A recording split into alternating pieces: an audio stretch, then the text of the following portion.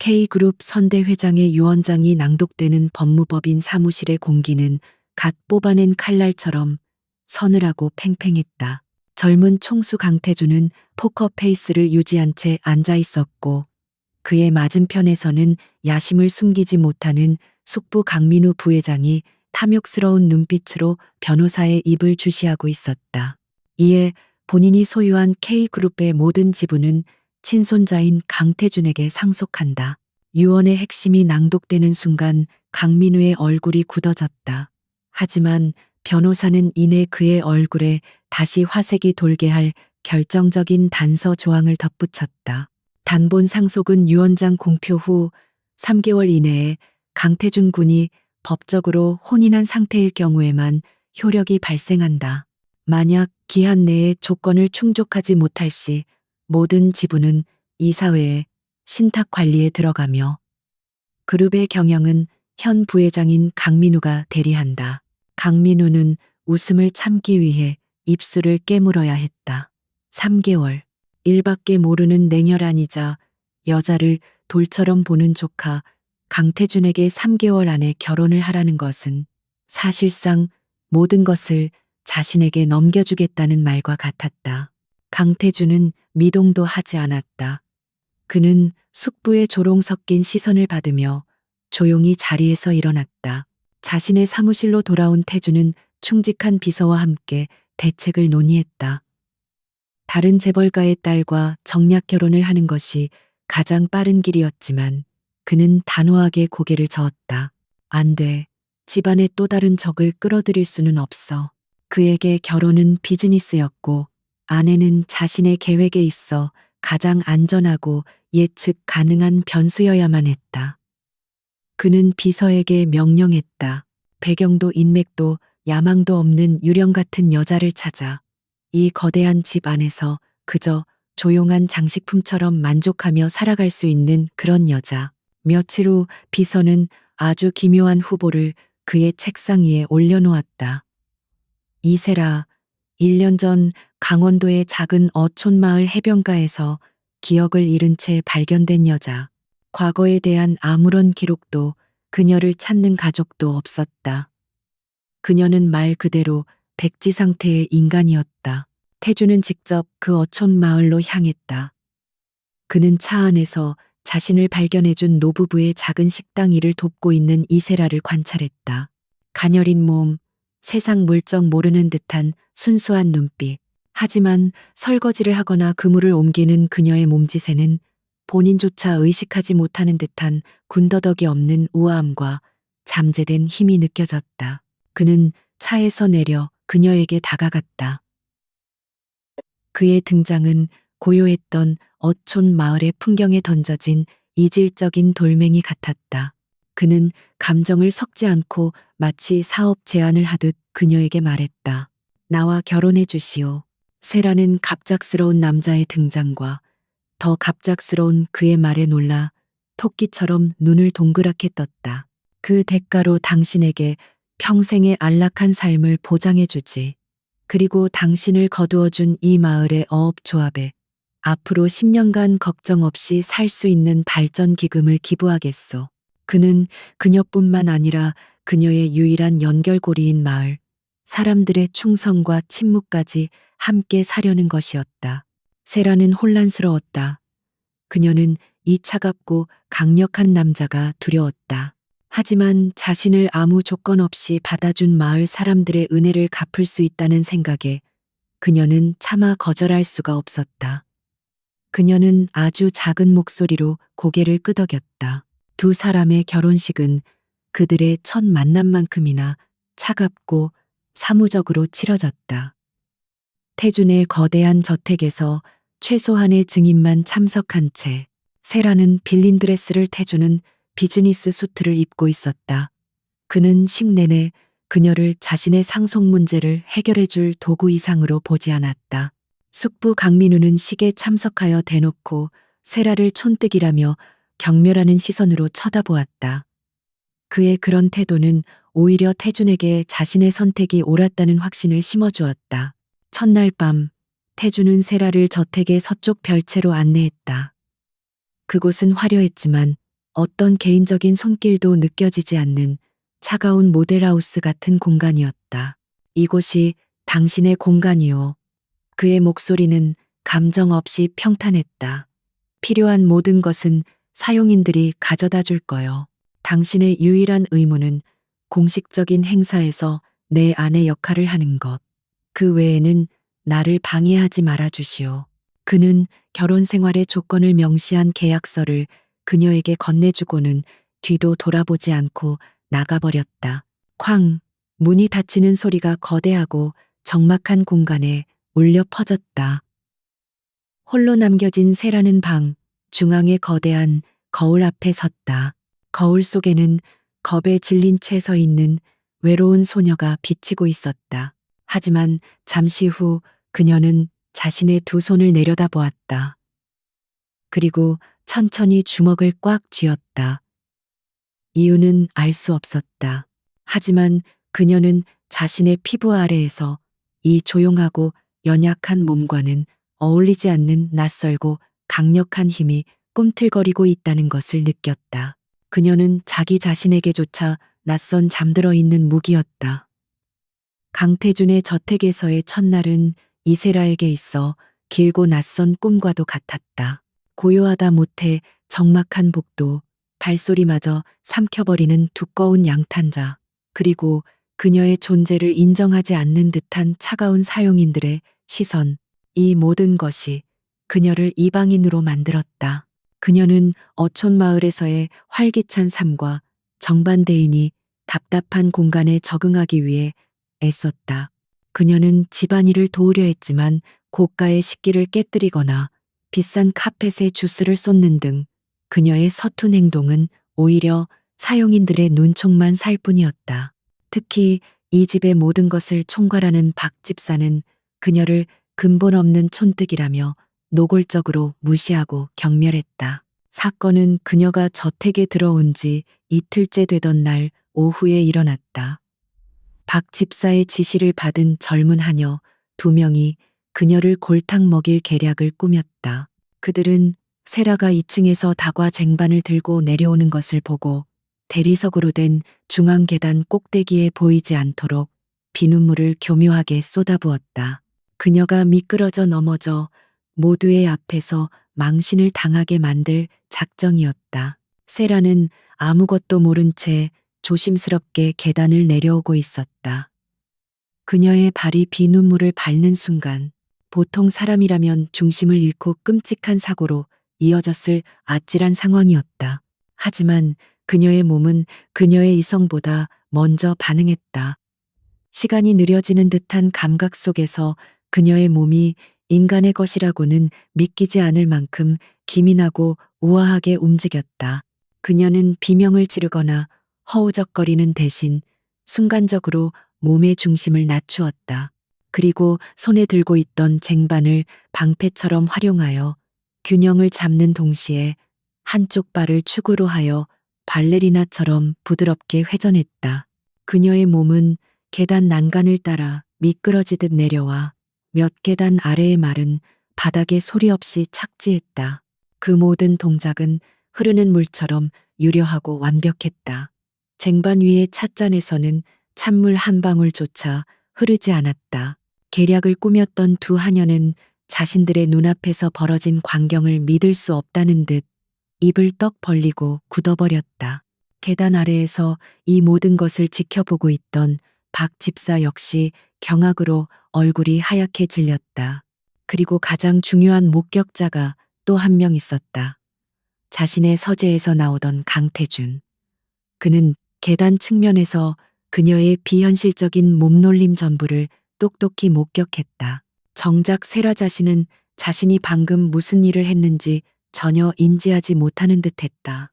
그녀는 자신이 어떻게 서 있는지 그리고 손에 들린 쟁반이 왜 멀쩡한지 이해할 수 없다는 듯 혼란스러운 눈으로 자신의 몸을 내려다보았다. 그녀는 그 완벽한 착지 이후에야 비로소 다리가 풀리는 듯 살짝 비틀거렸다. 태준이 그녀에게로 다가왔다. 하녀들은 그제야 정신을 차리고 황급히 달려와 사고였다며 변명을 늘어놓기 시작했다. 태주는 그들을 무시했다. 그의 시선은 오직 여전히 상황 파악이 안 된 듯한 표정의 세라에게 고정되어 있었다. 그의 눈빛은 더 이상 그녀를 투명인간으로 취급하는 눈빛이 아니었다. 날카로운 분석과 흥미로운 호기심이 뒤섞인 새로운 종류의 시선이었다. 방금 그건 대단한 몸놀림이군. 그의 목소리는 감정이 배제되어 있었지만 그 안에는 분명한 의문이 담겨 있었다. 혹시 춤이라도 췄소? 그의 질문에 세라는 화들짝 놀라며 손사래를 쳤다. 그녀는 자신의 설명할 수 없는 능력이 두려워 본능적으로 자신을 다시 어리숙한 모습 뒤로 숨겼다. 아, 아니에요. 그냥 운이 좋았어요. 제가 시골에서 갯바위 같은 데서 자주 미끄러져 봐서 아마 그래서 그런가 봐요. 그녀는 어색하고 바보 같은 웃음을 지어 보였다. 태주는 그녀의 말을 믿지 않았다. 그것은 운이 아니었다. 그것은 수천 수만 번의 반복 훈련을 통해 몸에 각인된 전문가의 움직임이었다. 무용수나 운동선수 혹은 군인이나 특수요원의 움직임. 그는 하녀들을 향해 나중에 대가를 치르게 될 것이라는 의미가 담긴 차가운 시선을 보낸 뒤 아무 말 없이 돌아섰다. 하지만 그의 머릿속에는 이세라라는 존재에 대한 거대한 물음표가 떠올랐다. 저 여자는 단순한 백지 상태의 고아가 아니다. 그날 밤 자신의 방으로 돌아온 세라는 거울 앞에 서서 한참 동안 자신의 모습을 들여다보았다. 거울 속의 자신은 너무나도 낯설었다. 너는 대체 누구니?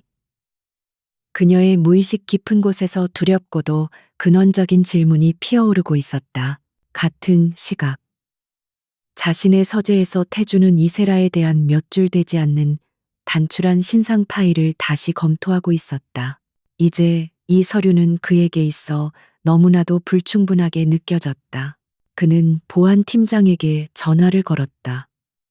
이세라 씨의 과거에 대해 다시 파헤쳐봐. 무슨 수를 써서라도 무언가를 찾아내. 고요했던 저택에 미스터리의 서막이 오르고 있었다. 강태준의 성공적인 결혼은 숙부 강민우의 심기를 제대로 건드렸다. 그는 자신의 계획이 어리숙한 조카와 촌뜨기 계집애 하나 때문에 틀어졌다는 사실에 분노했다. 그는 강태준에게 누가 이 그룹의 진짜 주인인지를 똑똑히 깨닫게 해줄 더 직접적이고 폭력적인 경고가 필요하다고 판단했다. 며칠 후 태주는 중요한 비즈니스 파트너와의 저녁 식사 자리에 참석해야만 했다. 그는 대외적으로 자신의 결혼이 정상적인 것처럼 보이기 위해 마지못해 이세라를 대동했다. 스타일리스트가 골라준 단정하고 우아한 드레스를 입은 세라는 아름다웠지만 그녀는 여전히 이런 화려한 자리가 불편한 듯 내내 태준의 등 뒤에 숨어 있었다. 태준은 그런 그녀의 모습이 자신의 아내 역할에 딱 맞는 연약하고 순종적인 모습이라고 생각했다. 식사는 늦은 밤에야 끝이 났다. 두 사람이 호텔 지하 주차장으로 내려왔을 때였다. 어둡고 인적이 드문 주차장 기둥 뒤에서 4~5명의 거구들이 나타나 그들의 앞을 가로막았다. 그들의 손에는 쇠 파이프와 날카로운 칼이 들려 있었다. 평범한 강도가 아니었다. 그들의 눈빛에는 누군가의 사주를 받은 전문적인 폭력배들의 살기가 어려 있었다. 강태준 사장님이신가? 우리 사장님께서 너무 나대지 말라고 안부 전해달라시더군. 태준은 순간적으로 세라를 자신의 등 뒤로 밀어 넣었다. 그는 CEO였지만 싸움꾼은 아니었다. 그는 이 위기 상황을 타개하기 위해 침착하게 협상을 시도하려 했다. 하지만 그들은 대화를 할 생각이 전혀 없는 듯 천천히 포위망을 좁혀왔다. 그는 그녀의 앞에 멈춰 섰다. 그의 얼굴에는 경외와 공포, 그리고 모든 것을 삼켜버릴 듯한 강렬한 호기심이 뒤섞여 있었다. 그는 괜찮냐고 묻지 않았다. 대신 그의 머릿속을 지배하고 있는 단 하나의 가장 근원적인 질문을 던졌다. 그동안 그녀에게서 보았던 모든 이상한 점들, 계단에서의 비현실적인 몸놀림. 자신도 모르게 느껴졌던 잠재된 힘. 그 모든 퍼즐 조각이 하나의 충격적인 그림으로 맞춰지고 있었다. 가장 먼저 쇠 파이프를 휘두르며 달려든 남자를 향해 그녀는 몸을 날렸다. 그녀는 남자의 공격을 종이 한 장 차이로 피하는 동시에 그의 손목을 꺾어 파이프를 빼앗아 들었다. 그리고 그 파이프를 이용해 남자의 팔을 콘크리트 기둥에 내리쳐 부러뜨려 버렸다. 으악, 끔찍한 비명 소리가 주차장에 울려 퍼졌다. 모든 것이 눈 깜짝할 사이에 일어났다. 칼을 들고 달려들던 두 번째 남자는 그녀가 벗어 던진 하이힐 구두에 얼굴을 맞고 잠시 주춤했다. 그녀는 그 틈을 놓치지 않고 파고들어 정확하고 무자비한 급소 공격으로 남자를 쓰러뜨렸다. 목, 무릎, 팔꿈치. 그녀의 공격에는 단 일말의 망설임도 불필요한 동작도 없었다. 그녀는 유령처럼 남아있는 남자들 사이를 오가며 그들을 하나씩 무력화시켰다. 그녀의 싸움 방식은 아름답기까지 했다. 상대방의 힘을 역이용하고 주변의 모든 사물을 무기처럼 활용했다. 1분도 채 되지 않는 시간. 건장한 남자 5명이 모두 바닥에 쓰러져 고통스럽게 신음하고 있었다. 단 한 명의 사망자도 없이 완벽하게 전투 불능 상태로만 만든 깔끔한 마무리였다. 그의 등 뒤에 숨어있던 세라에게서 어떤 변화가 일어났다. 그녀의 몸을 감싸고 있던 두려움과 유약함이 거짓말처럼 사라지고 그 자리에 얼음처럼 차갑고 날카로운 무언가가 들어섰다. 그녀의 눈빛이 먹잇감을 노리는 맹수처럼 번뜩였다. 강태주는 이 모든 과정을 처음부터 끝까지 마치 시간이 멈춘 것처럼 멍하니 지켜보고 있었다. 그가 결혼했던 순진하고 연약한 시골 처녀, 그녀가 방금 숙련된 특수부대원처럼 무장한 괴한들을 맨손으로 때려 눕혔다. 그의 목소리는 낮고 진지했다. 당신, 대체 누구지? 강태준의 날카로운 질문에 이세라는 대답할 수 없었다. 그녀는 그저 공포에 질린 눈으로 피와 먼지로 더러워진 자신의 손을 내려다볼 뿐이었다. 나도 모르겠어요. 그녀의 목소리는 절망적으로 떨리고 있었다. 내 몸이 그냥 저절로 움직였어요. 그녀의 혼란스러운 눈빛 속에서 태주는 그녀가 거짓말을 하고 있지 않다는 것을 직감했다. 이것은 연기가 아니었다. 그녀는 자기 자신을 가장 두려워하고 있었다. 그는 더 이상 아무것도 묻지 않았다. 경찰이 도착하고 모든 상황이 수습되는 동안 그는 말없이 그녀의 곁을 지켰다. 하지만 그들의 불안한 평화는 오래가지 못했다. 서울의 한 주차장에서 벌어진 그 사건은 보이지 않는 전파를 타고 세상의 가장 어두운 곳으로 흘러들어갔다. 마카오의 한 초호화 카지노 VIP룸. 전 세계의 범죄 조직을 배후에서 조종하는 암살 길드 이클립스의 새로운 수장. 바이퍼가 자신의 정보원으로부터 올라온 보고를 읽고 있었다. 보고서에는 서울에서 벌어진 소규모 격투 사건과 함께 흐릿한 CCTV 사진 한 장이 첨부되어 있었다. 사진 속에서 한 여자가 불가능에 가까운 몸놀림으로 상대를 제압하고 있었다. 그 모습을 본 바이퍼의 얼굴이 충격과 분노 그리고 탐욕으로 뒤섞여 일그러졌다. 그는 사진 속 여자의 격투 스타일을 알아볼 수 있었다. 그것은 오직 단 한 사람만이 구사할 수 있는 전설적인 암살술이었다. 피닉스. 그의 입에서 증오가 담긴 이름이 흘러나왔다. 1년 전 자신의 손으로 직접 배신하고 절벽 아래로 밀어 떨어뜨렸던 조직의 전대 수장. 죽은 줄로만 알았던 그녀가 유령처럼 다시 나타난 것이었다. 당장 최정예 요원들을 서울로 보내. 바이퍼는 즉시 명령을 내렸다. 사진 속 여자를 찾아. 만약 그녀가 정말 피닉스가 맞다면 반드시 살려서 잡아와. 우리의 여왕을 다시 옥좌에 앉혀야지. 물론 이번에는 내 통제 아래에서. 그의 눈빛이 탐욕으로 번뜩였다. 그는 피닉스의 전설적인 실력과 명성을 이용해 자신의 불안정한 권력을 공고히 할 생각이었다. 과거의 망령이 세라의 뒤를 쫓기 시작했다. 저택으로 돌아온 세라의 밤은 지옥으로 변했다. 주차장에서의 싸움이 그녀의 잠재의식 깊숙한 곳에 잠들어 있던 무언가를 깨워버린 것이었다. 그녀는 매일 밤 끔찍한 악몽에 시달렸다. 비가 쏟아지는 마천루의 옥상, 번쩍이는 저격용 스코프의 불빛, 코를 찌르는 화약 냄새와 옆구리를 파고드는 날카로운 고통. 그리고 귓가에 속삭이던 배신자의 목소리. 이제 끝났어, 피닉스. 그녀는 매일 밤 비명을 지르며 식은땀에 흠뻑 젖은 채 잠에서 깨어났다. 그럴 때마다 태준이 달려와 그녀의 곁을 지켜주었다. 그는 아무것도 묻지 않았다. 그저 그녀가 진정될 때까지 조용히 물을 건네주고 그녀의 옆에 앉아 있을 뿐이었다.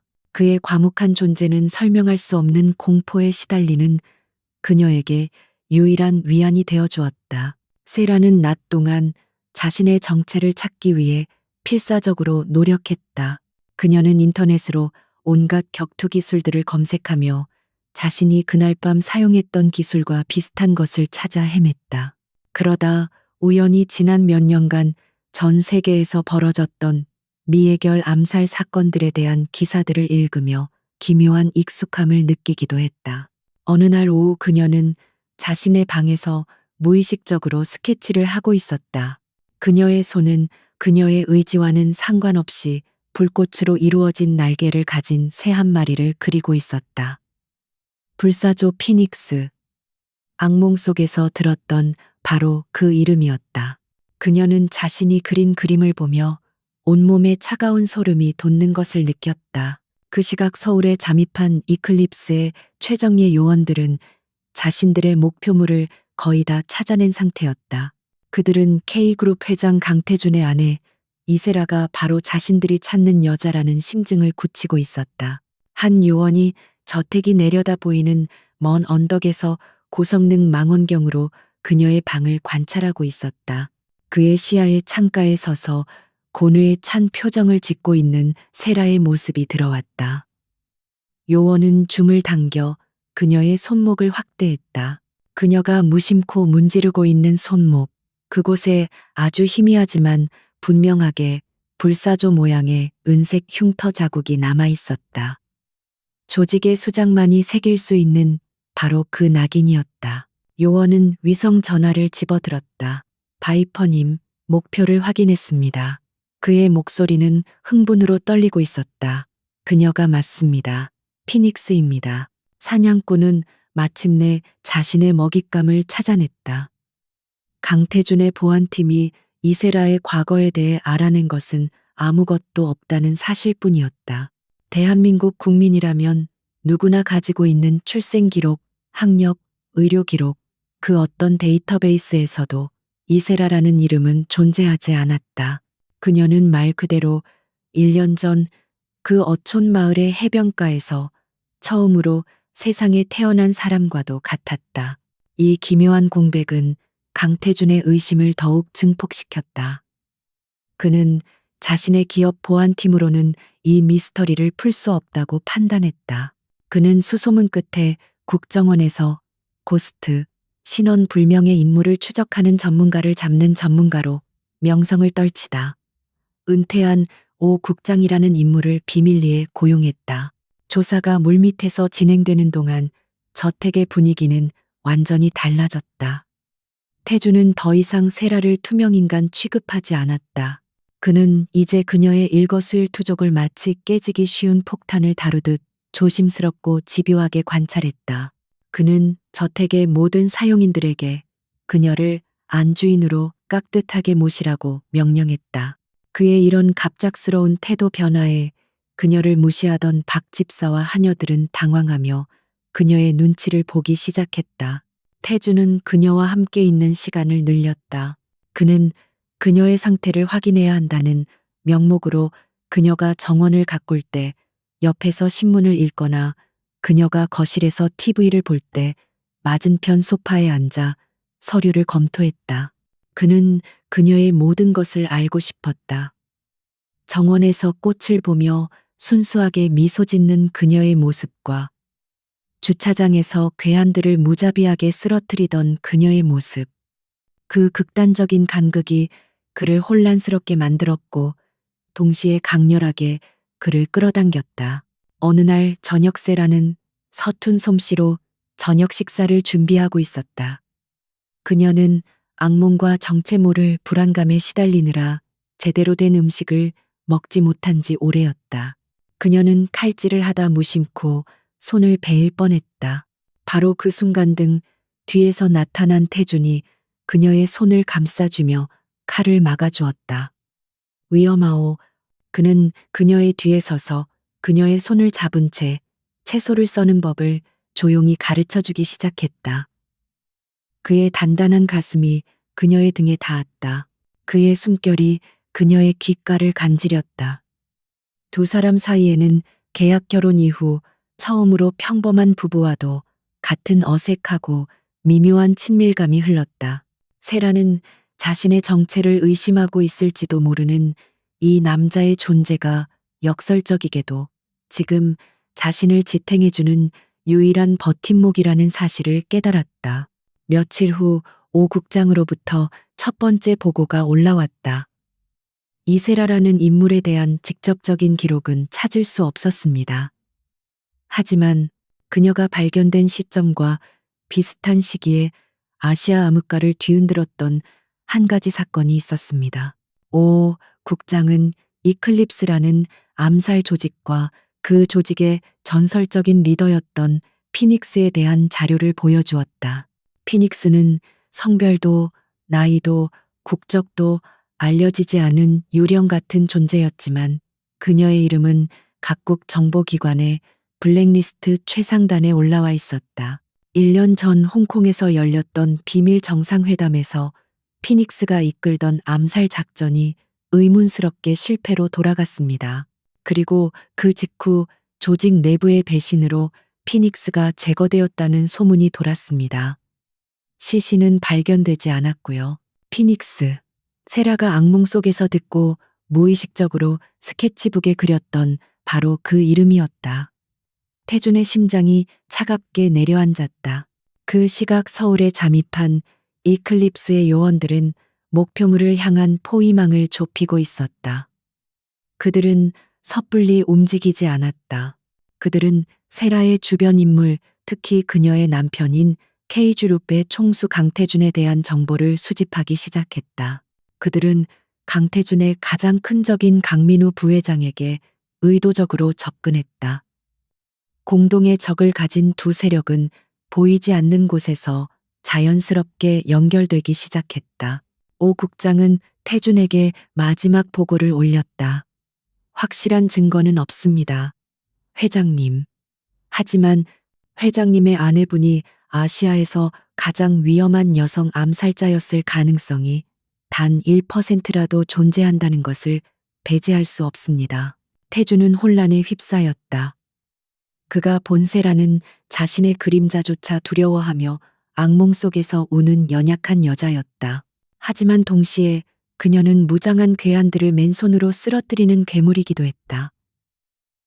대체 어느 쪽이 그녀의 진짜 모습이란 말인가.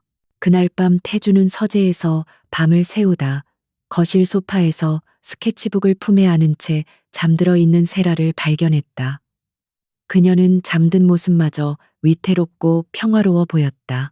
그는 조용히 그녀에게 다가가 바닥에 떨어진 스케치북을 주워 들었다. 스케치북 앞부분은 그녀가 살던 어촌 마을의 풍경과 아름다운 꽃, 그림들로 가득했다. 하지만 마지막 페이지를 넘기는 순간 그는 숨을 멈췄다. 그곳에는 아주 정교하고 사실적으로 그려진 고성능 저격용 라이플 한 자루가 그려져 있었다. 마치 수없이 만져본 사람만이 그릴 수 있는 그림처럼. 그리고 그 그림 아래 떨리는 필체로 단어 하나가 적혀 있었다. 피닉스 피닉스. 증거는 그의 눈앞에 있었다. 하지만 그의 심장은 그 증거를 믿기를 거부하고 있었다. 그는 자신이 사랑에 빠지기 시작한 여자와 그녀일지도 모르는 괴물 사이에서 깊은 고뇌에 빠져들었다. 스케치북에서 피닉스의 흔적을 발견한 그날 이후 강태준은 깊은 혼란에 빠졌다. 그는 아내를 대하는 자신의 감정을 종잡을 수 없었다. 그녀가 악몽을 꾸고 깨어났을 때 그는 누구보다도 다정하게 그녀를 위로하고 보호했다. 하지만 그녀가 혼자 있을 때 그는 그림자 속에서 그녀의 모든 것을 의심하고 분석했다. 그의 태도는 극심한 경계심과 부정할 수 없는 부드러움 사이를 아슬아슬하게 오갔다. 이세라 역시 그의 변화를 느끼고 있었다. 그녀는 그의 혼란스러운 눈빛을 보며 그가 자신에 대해 무언가 알아냈을지도 모른다는 막연한 불안감에 휩싸였다. 하지만 동시에 그의 서툰 보살핌 속에서 그녀는 태어나서 처음으로 누군가에게 보호받고 있다는 안정감을 느끼기도 했다. 두 사람의 위태로운 평화는 그들을 둘러싼 아기의 연합 앞에서 곧 산산조각 날 운명이었다. 강민우는 이클립스의 요원들과 비밀리에 접촉했다. 그의 목표는 조카인 강태준을 제거하는 것이었고, 이클립스의 목표는 조직의 배신자인 이세라를 제거하는 것이었다. 이해관계가 맞아떨어진 두 세력은 K그룹 재단이 주최하는 연례자선 갈라 파티를 그들의 피비린내 나는 목표를 달성할 무대로 삼기로 합의했다. 강민우는 파티장에서 대규모 테러 소동을 일으켜 그 혼란 속에서 강태준을 실각시키거나 제거할 계획이었다. 그리고 이클립스는 그 혼란을 틈타 이세라를 납치하거나 암살할 생각이었다. 운명의 갈라 파티가 열리는 날 밤, 서울 최고의 호텔 연회장은 대한민국을 움직이는 모든 권력자들로 가득 차 있었다.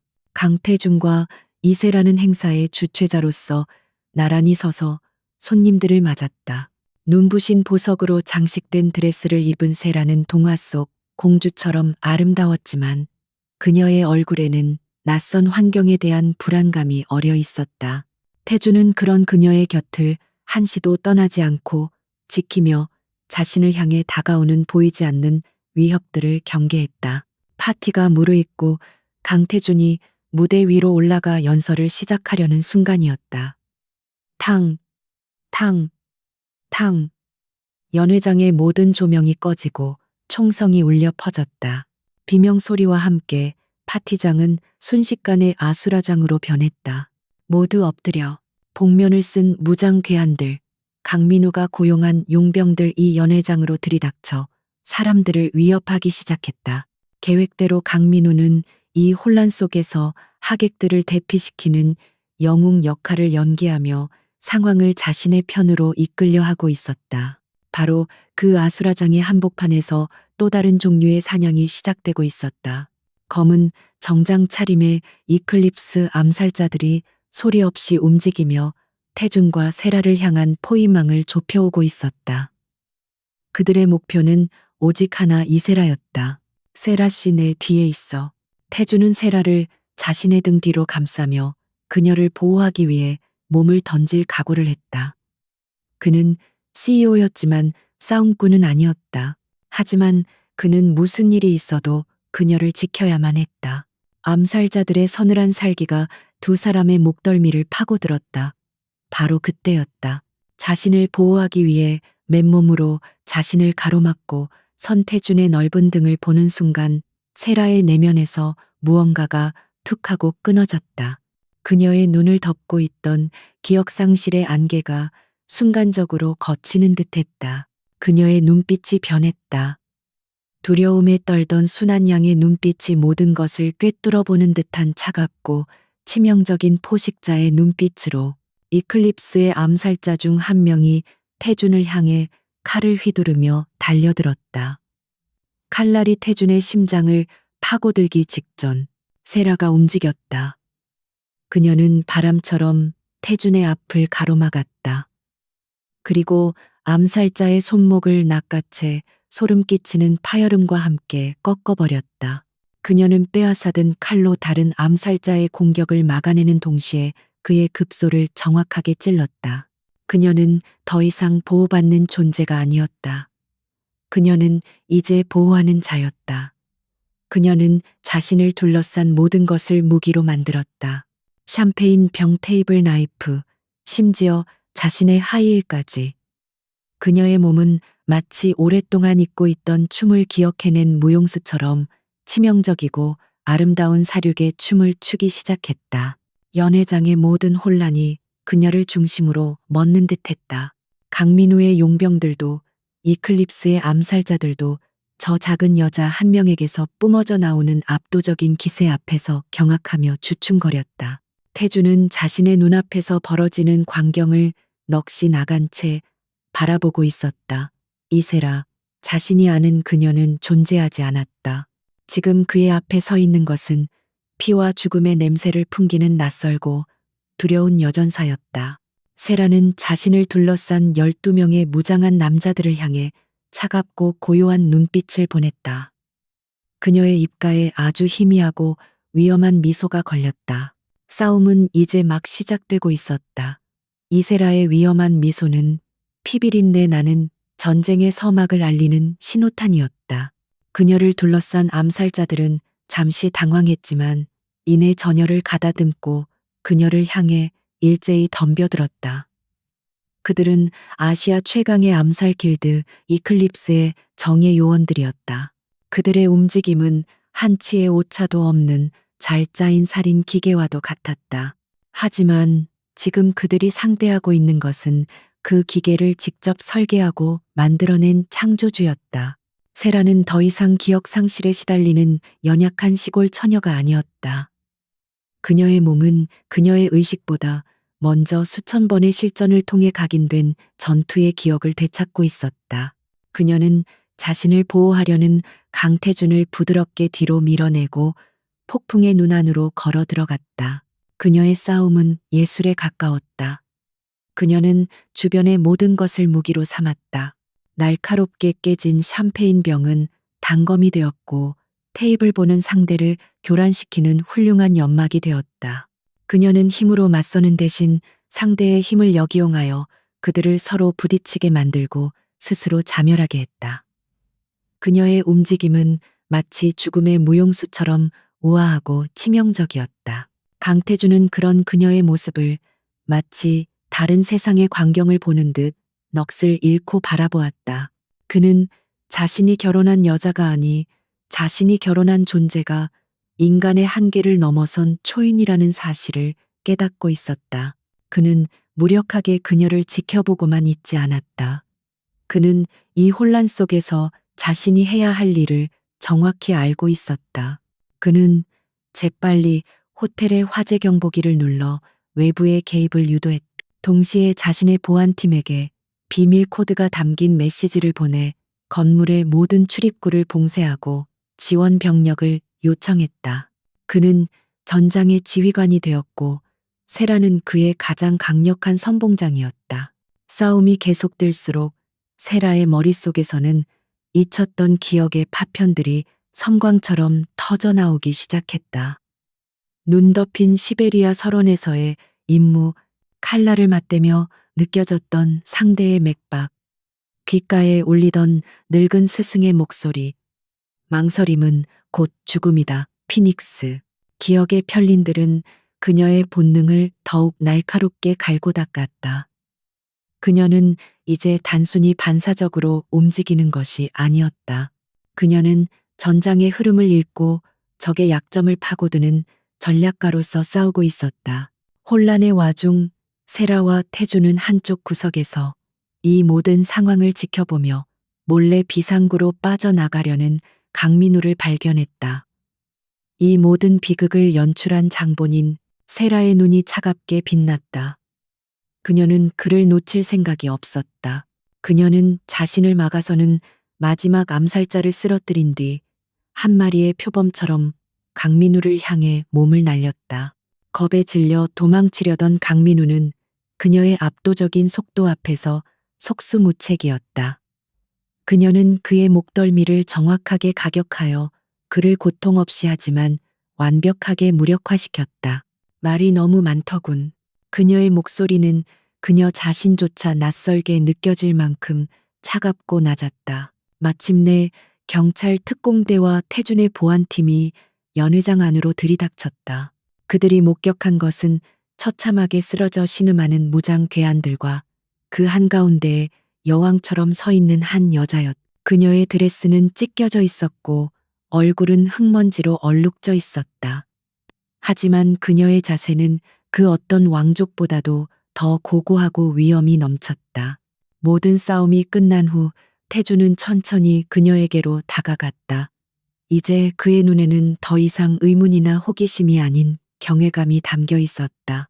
그는 쓰러진 암살자 중 한 명이 마지막 순간에 외쳤던 단어를 떠올렸다. 피닉스. 태주는 나지막이 그 이름을 입에 담았다. 피닉스. 그 이름을 듣는 순간 세라의 머릿속을 지배하던 마지막 안개가 걷히는 듯했다. 그녀의 동공이 강렬한 빛으로 흔들렸다. 잊혔던 기억의 거대한 댐이 마침내 무너지기 시작하고 있었다. 강태준이 읊조린 피닉스라는 이름은 이세라의 굳게 닫혀있던 기억의 문을 여는 마지막 열쇠였다. 그녀의 시야가 흐려지며 연회장의 아수라장이 아득하게 멀어졌다. 그 순간 경찰관 한 명이 쓰러진 암살자의 몸을 뒤집었다. 그의 목덜미에 새겨진 태양을 삼키는 뱀의 형상, 이클립스의 상징. 그 문신을 보는 순간 그녀의 머릿속을 가로막고 있던 거대한 댐이 마침내 무너져 내렸다. 잊혔던 모든 기억이 거대한 해일처럼 그녀의 의식을 덮쳤다. 그녀는 이세라가 아니었다. 그녀는 고아로 태어나 이클립스의 전대 수장에게 거두어져 세상에서 가장 완벽한 무기로 길러진 존재였다. 그녀는 스승의 뒤를 이어 조직 역사상 가장 젊고 가장 강력한 리더 피닉스가 되었다. 그녀는 조직을 바꾸려 했다. 무자비한 살인 병기가 아닌 부패한 악인들만을 심판하는 그림자 속에 정의를 실현하는 조직으로. 하지만 그녀의 이상은 조직 내 강경파들의 거센 반발에 부딪혔다. 그리고 배신. 1년 전 홍콩의 그날 밤 임무를 완벽하게 완수한 후 비에 젖은 마천루 옥상에서 그녀는 자신이 가장 신임했던 부관 바이퍼의 총에 맞았다. 이제 끝났어, 피닉스. 그의 차가운 목소리, 옆구리를 파고드는 끔찍한 고통과 함께 그녀는 빌딩 아래의 어두운 바다로 추락했다. 기적적으로 살아남았지만 육체적 정신적 충격은 그녀의 모든 기억을 앗아갔다. 그녀는 과거를 잃어버린 채 이세라라는 이름의 유령으로 살아왔던 것이다. 현재, 연회장, 기억의 폭풍이 멎었다. 세라가 천천히 눈을 깜빡였다. 다시 눈을 떴을 때 그녀의 눈빛은 완전히 다른 사람의 것이 되어 있었다. 이세라의 혼란과 두려움, 순수함은 온데간데 없었다. 그 자리에는 모든 것을 꿰뚫어 보는 듯한 얼음처럼 차갑고 고요한 피닉스의 눈빛만이 남아 있었다.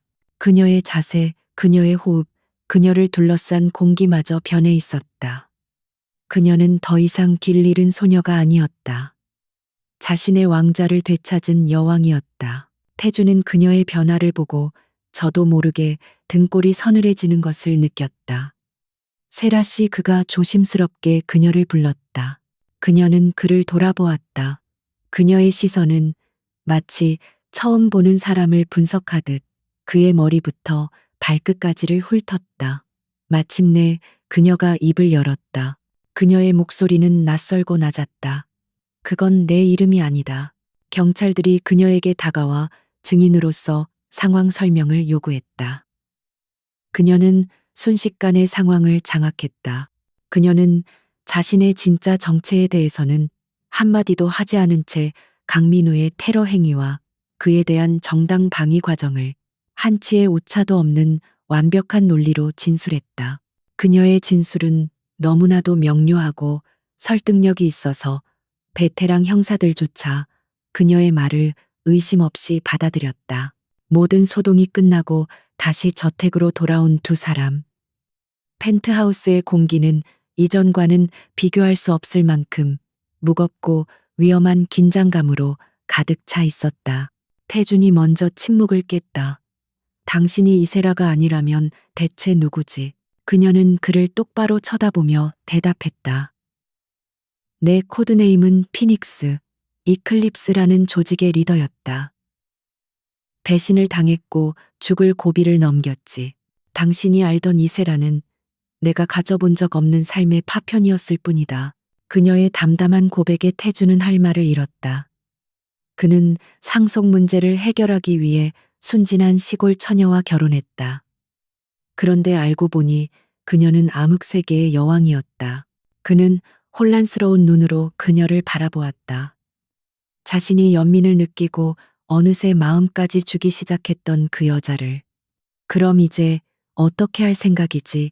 피닉스는 창가로 다가가 서울의 야경을 내려다보았다. 그녀의 눈에는 복수의 불꽃이 차갑게 타오르고 있었다. 내 것을 되찾아야지. 바이퍼와 그 추종자들은 나를 배신했고 내 인생을 망가뜨렸다. 나는 그놈들을 사냥해서 그들의 세상을 갈기갈기 찢어버릴 것이다. 그것은 선전포고였다. 그녀는 더 이상 과거의 피해자가 아니었다. 그녀는 이제 자신의 미래를 개척해 나갈 복수의 화신이었다. 강태주는 깨달았다. 자신의 목숨을 구했던 바로 그날 그의 인생은 이제 막 훨씬 더 복잡하고 위험한 소용돌이 속으로 휘말리기 시작했다는 것을. 갈라 파티에서의 밤이 지나간 후 저택의 공기는 완전히 달라졌다. 강태주는 더 이상 어리숙한 아내를 둔 남편이 아니었고 이세라는 더 이상 기억을 잃은 시골 처녀가 아니었다. 이제 그녀는 자신의 왕국을 되찾으려는 여왕 피닉스였다. 그녀는 저택의 서쪽 별채 전체를 그녀의 작전 사령부로 바꾸어 놓았다. 태주는 그녀가 요구하는 모든 최첨단 장비와 보안 시스템을 군말 없이 지원해 주었다. 그는 이제 보호자가 아니었다. 그는 자신의 집에 들어온 예측 불가능하고 위험한 맹수의 동태를 살피는 관찰자에 가까웠다. 마침내 피닉스가 그를 자신의 사령부로 불렀다. 그것은 남편과 아내의 대화가 아니었다. 동등한 두 세력의 수장이 갖는 첫 번째 공식적인 회담이었다. 피닉스는 벽면을 가득 채운 거대한 스크린을 통해 이클립스라는 조직의 실체에 대해 브리핑하기 시작했다. 조직의 역사 핵심 요원들의 신상 전 세계에 퍼져 있는 그들의 자금줄과 네트워크까지. 그녀의 설명은 냉철하고 정확했다. 그녀는 마치 자신의 몸의 일부를 설명하듯 자신이 만들어낸 괴물의 모든 것을 꿰뚫고 있었다. 바이퍼는 단순한 암살자가 아니야. 그는 내 밑에서 조직의 모든 전략과 자금 운용을 담당했지. 그는 지금 자신의 불안정한 권력을 공고히 하기 위해 새로운 파트너를 찾고 있을 거다. 그녀의 말에 태준이 자신이 확보한 자료를 스크린에 띄웠다. 그것은 강민우의 비밀 계좌에서 이클립스의 위장 회사로 거액의 자금이 흘러 들어간 내역이었다. 내 숙부는 단순히 용병을 고용한 것이 아니었군. 그는 당신의 조직에게 KG그룹의 막대한 자금력을 새로운 사업 기반으로 제공하겠다는 제안을 한 거야. 그리고 바이퍼는 그 대가로 당신을 제거해 주겠다고 약속했겠지. K그룹이라는 새로운 왕국을 숙부와 함께 공동으로 지배하기 위해서 두 사람의 적은 이미 하나의 몸통이 되어 움직이고 있었다. 그렇다면 그들에게 남은 선택지는 하나뿐이었다. 새로운 계약을 하지. 태준이 먼저 입을 열었다. 그의 눈빛은 진지했다. 혼인 계약이 아닌 전략적 동맹 관계로서의 계약 말이오. 피닉스의 눈이 그를 향했다. 나는 당신에게 이클립스를 무너뜨릴 수 있는 모든 자원을 제공하겠소. 자금 정보, 그리고 K그룹이라는 합법적인 권력까지. 그 대가로 당신은 나에게 강민우를 실각시키고 내 적들을 제거하는 데 필요한 당신의 전략과 기술을 제공해 주시오. 내 왕국은 없지만 전략은 있다. 피닉스가 그의 말을 받았다. 그녀의 입가에 처음으로 희미한 미소가 걸렸다. 당신은 왕국은 있지만 어둠 속에서 싸우는 법을 모르지. 그녀는 그가 내민 손을 잡았다. 좋아, 계약 성립이다. 그렇게 빛의 세계를 지배하는 CEO와 어둠의 세계를 지배했던 여왕의 위험한 동맹이 체결되었다. 그들은 밤을 새워가며 공동의 적을 무너뜨릴 반격 계획을 세웠다. 그것은 두 개의 전선에서 동시에 진행되는 대규모의 작전이었다. 첫째, 빛의 전쟁. 강태준은 강민우가 이클립스라는 국제 범죄 조직과 연계되어 있다는 증거를 이용해 그를 경영일선에서 합법적으로 끌어내릴 계획을 세웠다. 그는 강민우 소유의 자산을 동결시키고 그의 모든 사업체에 대한 대대적인 세무조사를 착수하여 이클립스로 흘러들어가는 자금줄을 원천 차단할 생각이었다. 둘째, 어둠의 전쟁.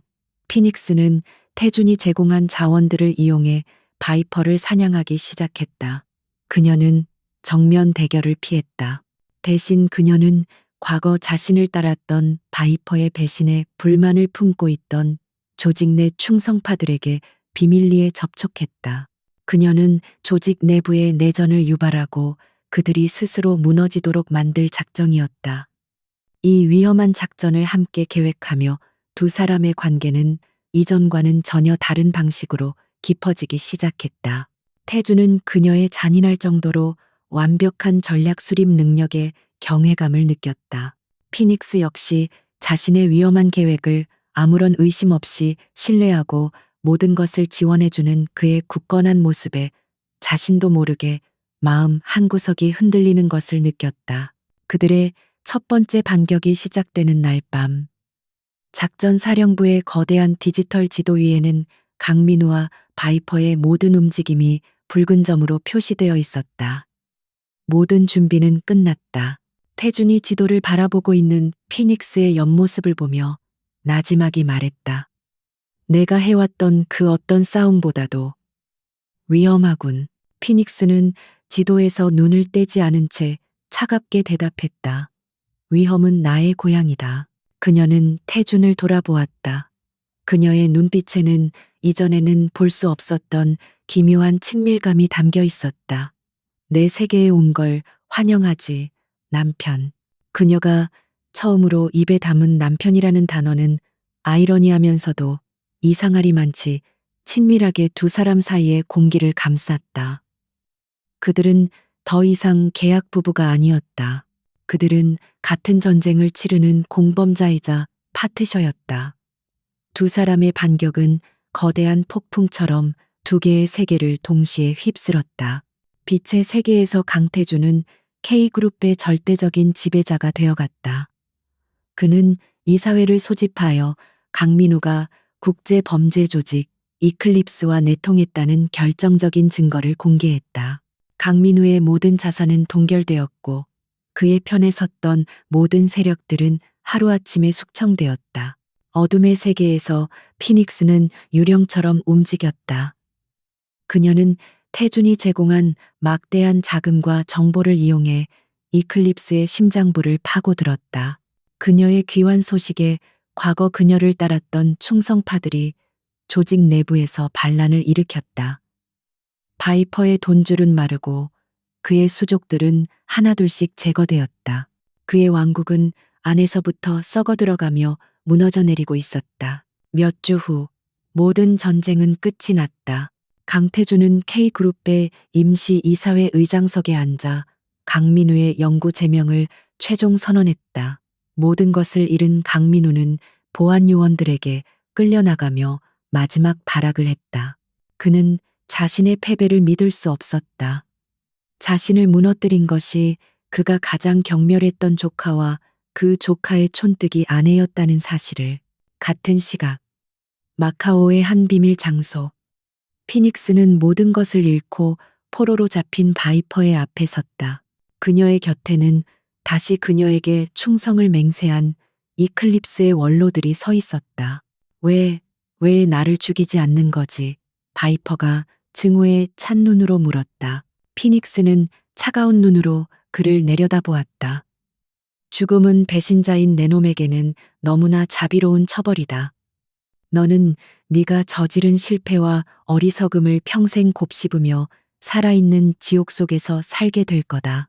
그녀는 태준과의 사전 교섭을 통해 바이퍼를 국제형사경찰기구 인터폴에 넘겨주었다.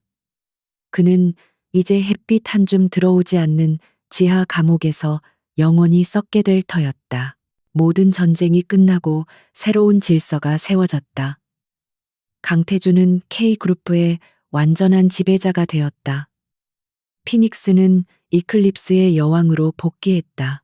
그녀는 조직의 모든 범죄적 연결고리를 끊어내고 과거 자신이 꿈꾸었던 것처럼 어둠 속에서 정의를 행하는 비밀 정보기관으로 조직을 개혁하기 시작했다. 모든 것이 제자리를 찾은 어느 날 밤, 두 사람은 K그룹 타워의 옥상 헬리패드에 서서 도시의 야경을 내려다보고 있었다. 아드레날린으로 가득했던 전쟁의 시간은 끝나고 그들 사이에는 고요하고 어색한 침묵이 흘렀다. 태준이 먼저 입을 열었다. 우리의 계약은 이제 완수되었소. 당신은 이제 자유요 피닉스. 이 세상 전체가 다시 당신의 것이오. 그것은 그녀에게 보내는 마지막 작별 인사처럼 들렸다. 피닉스 안이 새라는 그를 돌아보았다. 그녀는 다시 자신의 왕국을 되찾았다. 그녀는 원한다면 다시 암흑세계의 여왕으로 군림할 수 있었다. 하지만 그녀는 지난 1년간 이세라로서 살았던 시간을 떠올렸다. 악몽 속에서 자신의 손을 잡아주던 남자, 자신의 곁을 묵묵히 지켜주던 남자. 그녀는 깨달았다. 그녀는 더 이상 완전한 피닉스도 연약한 이세라도 아니었다. 그녀는 그 두 개의 자아를 모두 가진 새로운 존재였다. 그리고 그녀의 새로운 세상에는 바로 이 남자가 필요했다. 그의 계약은 끝났지. 그녀가 대답했다. 그녀의 얼굴에 피닉스로 돌아온 이후 처음으로 따뜻하고 부드러운 미소가 떠올랐다. 그러니 새로운 계약을 시작해야지. 태준이 의아한 눈으로 그녀를 보았다. 그녀는 그의 손을 잡았다. 이번에는 서류 같은 건 필요 없어. 빛의 세계를 다스리는 CEO와 어둠의 세계를 다스리는 여왕. 모든 것의 파트너. 어때? 그것은 그녀가 그에게 하는 청혼이었다. 태주는 잠시 할 말을 잃었다. 그리고 이내 그의 얼굴에 안도와 기쁨이 뒤섞인 미소가 번졌다. 그는 그녀를 자신의 품으로 강하게 끌어안았다. 수락하지, 기꺼이. 두 사람의 입술이 서울의 야경을 배경으로 포개졌다. 그것은 세상에서 가장 위험하고 가장 강력한 두 사람의 결합이었다. 서로 다른 세계에 속해 있던 두 개의 태양이 마침내 하나의 궤도에서 만나 그 누구도 상상하지 못했던 새로운 우주를 만들어내고 있었다.